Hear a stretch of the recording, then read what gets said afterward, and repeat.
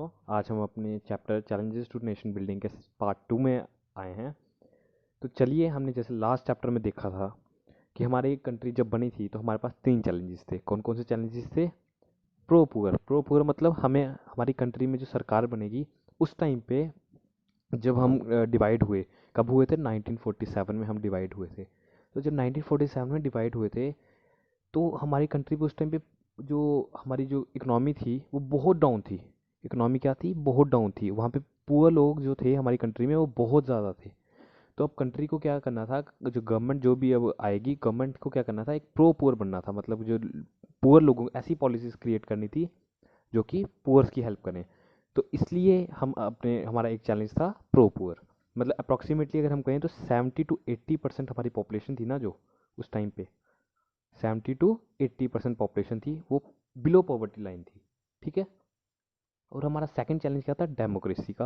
और डेमोक्रेसी एक तो कॉन्स्टिट्यूशन से चलो आ गई, कॉन्स्टिट्यूशन में तो हमने लिख दिया कि डेमोक्रेसी आई, पर हमें उसकी प्रैक्टिसेस को भी प्रैक्टिकली लाना था। क्या लाना था? प्रैक्टिकली करना था। और थर्ड चैलेंज क्या था हमारा? यूनाइटेड। यूनाइटेड में क्या करना था? क्या हमने लास्ट पार्ट में पढ़ा था? हमारे पास कितनी प्रिंसिपल स्टेट्स थी? 565। अब 565 स्टेट्स को हमने एकोमोडेट करना था with in the territory of India.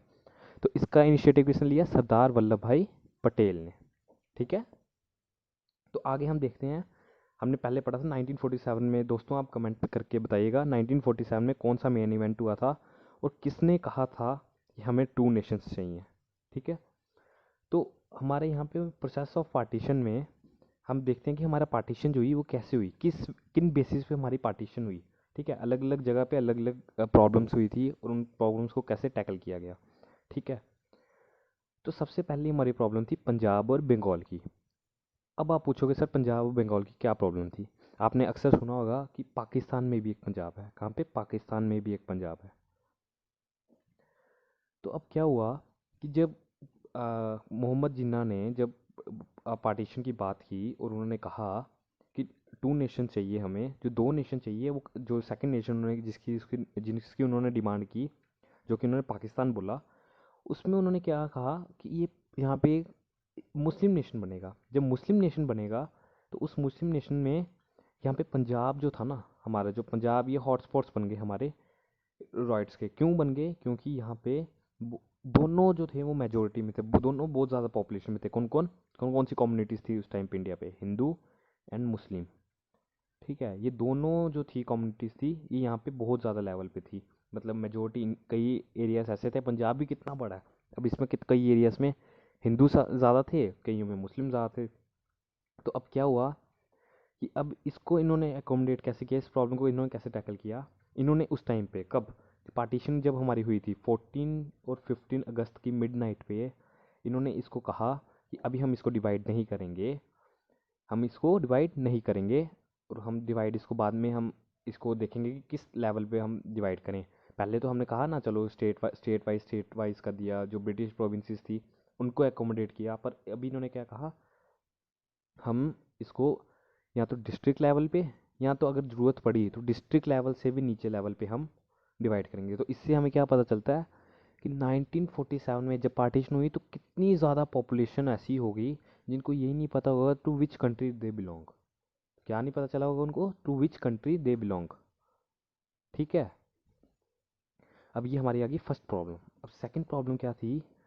जैसे हमने लास्ट अपनी प्रॉब्लम में पढ़ा पंजाब और बंगाल की, कि अलग अलग जगह पे अलग जो हमारी कम्युनिटी, दोनों कम्युनिटीज़ थी वो अलग अलग तरह से स्प्रेड हुई थी। अब क्या हुआ यहाँ पे हमारी सेकंड प्रॉब्लम में क्या है? ईस्ट और वेस्ट की प्रॉब्लम है। आपने अक्सर सुना होगा कि जो वेस्ट बांग्लादेश है, जिसको हम पहले क्या कहते थे? ईस्ट पाकिस्तान। ठीक है।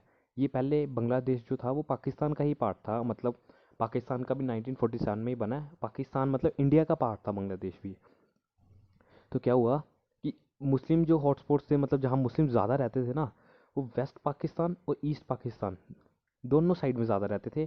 पर बीच में हमारा कौन सा रीजन आया था? इंडिया का रीजन आया था। तो अब इन्होंने क्या कहा?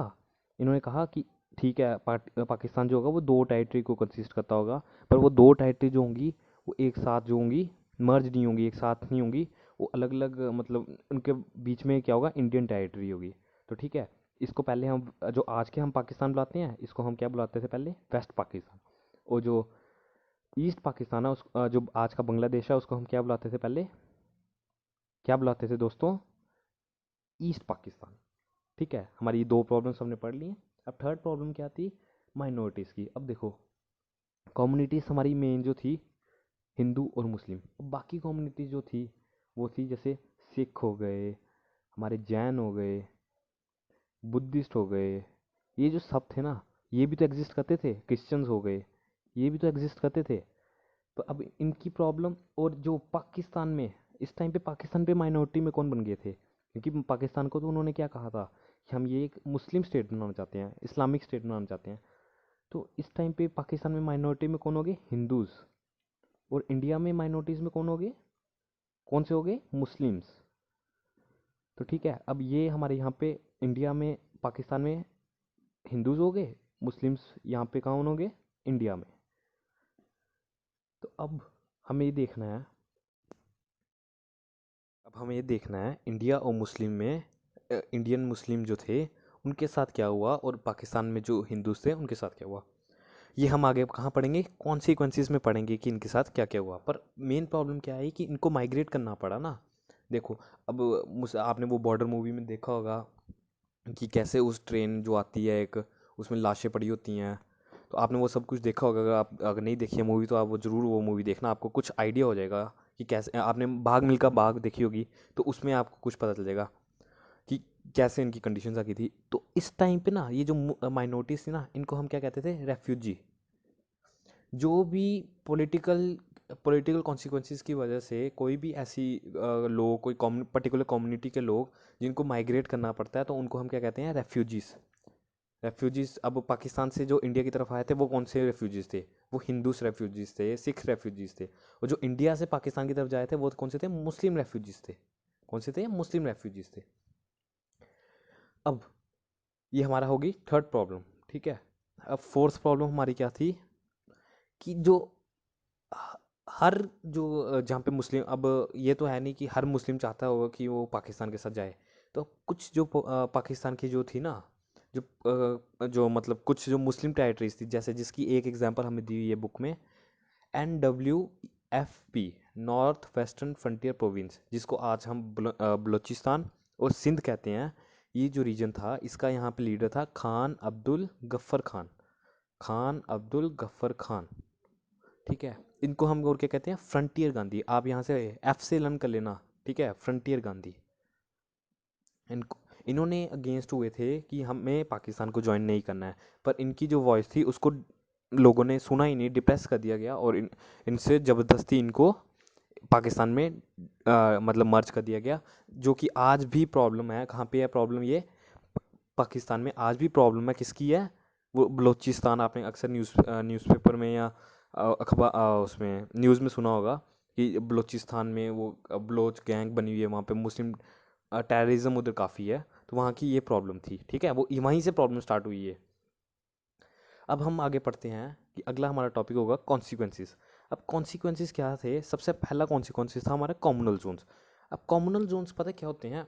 कॉम्युनल जोन्स होते हैं जहाँ पे वो ऐसे रीजन्स जहाँ पे एक एक मतलब जैसे ये हमारा, जैसे मैं यहाँ पे आपको बताता हूँ, ये हमारा सपोज करो एक एरिया है।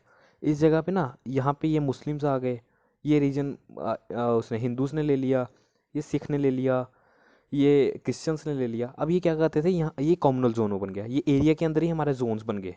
ये कॉम्युनल जोन बन गया, ये हिंदू कॉम्युनल जोन बन गया, ये मुस्लिम कॉम्युनल जोन बन गया, ये सिख कॉम्युनल जोन बन गया, ये क्रिश्चियन कॉम्युनल जोन बन गया। अब क्या करते थे यहाँ पे, हिंदू हम अक्सर ट्राई करते थे कि वो मुस्लिम एरिया में ना आ जाएं, और मुस्लिम ट्राई करते थे हिंदू एरिया में ना आ जाएं।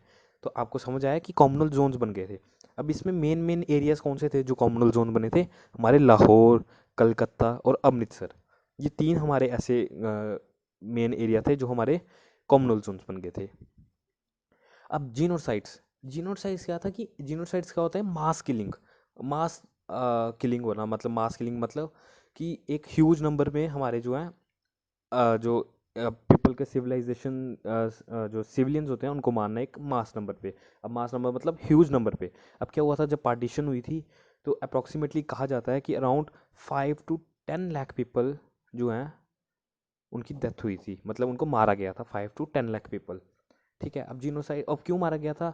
ये तो अब वो कॉमनल, हम इनको कॉमनल राइट्स भी बोल सकते हैं। इन सब रीजंस की वजह से मारा गया कि वो हिंदू जो यहाँ पे थे वो मुस्लिम्स को मारे थे, और पाकिस्तान में मुस्लिम जो थे वो हिंदूज़ को मारे थे। अब हम नेक्स्ट पढ़ेंगे रेप। अब रेप क्या हुआ, आपको पता ही है रेप क्या होता है, अक्सर आप न्यूज़ में सुनते होंगे कि रेप के इतने केसेस आए, ये रेप हुआ। तो रेप की वजह से क्या हो रहा था कि जब अब रेफ्यूजी कैंप हमने यहाँ पे पढ़ा ना, रेफ्यूजी कैंप आपने भाग मिल्खा भाग में भी देखा होगा कि कि रेप का वो जो भी सीन था उसमें।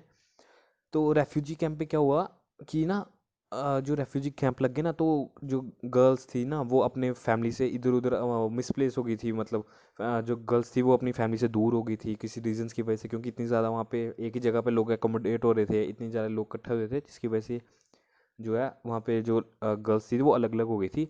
जिसका लोगों ने, मतलब गंदी सोच रखने वाले लोगों ने क्या फ़ायदा उठाया, उन्हें फ़ायदा उठाया और उनके रेप किए।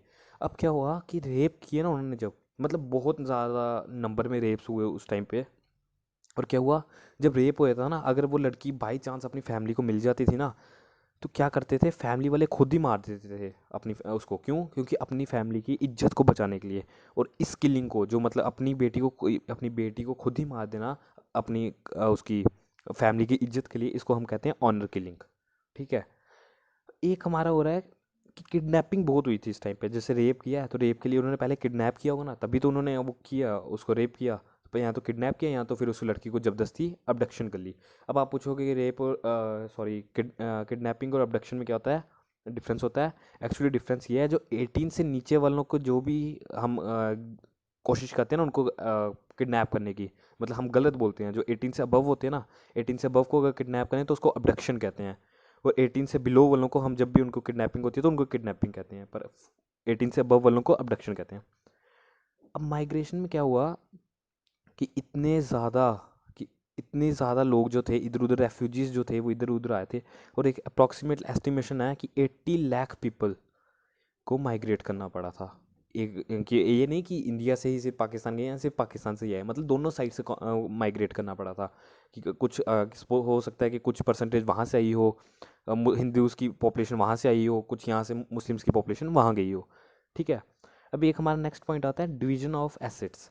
डिवीजन ऑफ एसेट्स में क्या था कि ये नहीं कि सिर्फ लोग ही इधर उधर हुए। अब ये हुआ यहाँ पे हर छोटी से छोटी चीज़ थी वो डिवाइड हुई।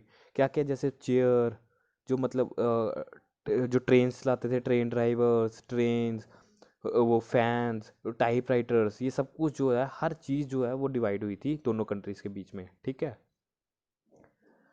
और हमारा एक लास्ट पॉइंट रह गया कि आर्टिस्ट ने ना, आर्टिस्ट जो थे, आर्टिस्ट जो हो गए, पोइट्स हो गए, और जो जो उस टाइम पे जो मतलब आर्टिशंस जिनको हम कहते हैं, जो जो अलग अलग फील्ड में होते हैं, जैसे अब पेंटर हो गए, पोइट्स हो गए, ऑथर्स हो गए, इन सब ने इस इन पूरे प्रोसेस को पार्टीशन को क्या कहा, डिवीजन ऑफ हार्ट्स।